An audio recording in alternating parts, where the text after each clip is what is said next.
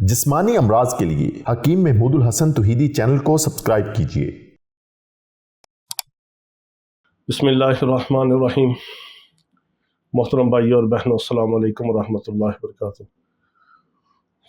इस छोटी सी खुशबूदार सब्ज़ी के, तरकारी के, इस छोटी सी जड़ी बूटी के आप चंद पत्ते अगर अपनी खुराक में शामिल कर लें तो इंशाअल्लाह अज़ीज़ जिगर और मैदे की 70 बीमारियों से आप बच सकते हैं, जिनमें सबसे बड़ी जो बीमारी है वो कब्ज़ है।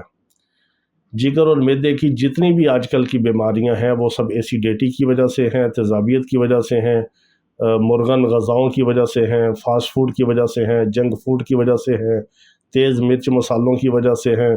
फिर रात को हम पेट भर के खाते हैं और उल्टे होके सोते हैं, लेट जाते हैं, फ़ौरन खाने के बाद सोते हैं।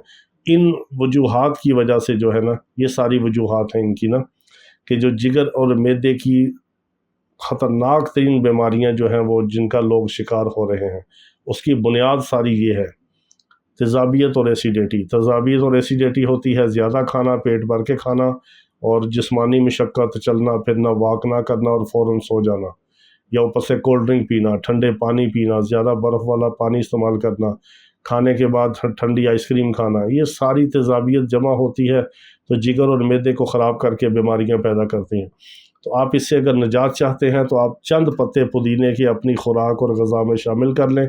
चाहे उसकी पुदीने की चटनी बना लें, धनिया नहीं मैं कह रहा, सिर्फ पुदीना, सिर्फ पुदीने को आप ग्राइंड कर लें या उसको काट के सलाद के तौर पे इस्तेमाल कर लें, या खाने के बाद पुदीने को पानी में पका के ताज़ा पुदीने को उसका कहवा बना लें। तीनों तरह से सिर्फ पुदीना आपने इस्तेमाल करना है इस पर्पज़ के लिए, इस गरज से आपने सिर्फ पुदीना इस्तेमाल करना है, तो इंशाअल्लाह अज़ीज़ आप जिगर मैदे की 70 बीमारियों से बच जाएंगे।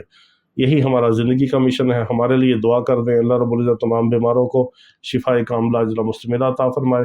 वाखिर दावाना अनिल हम्दुलिल्लाहि रब्बिल आलमीन।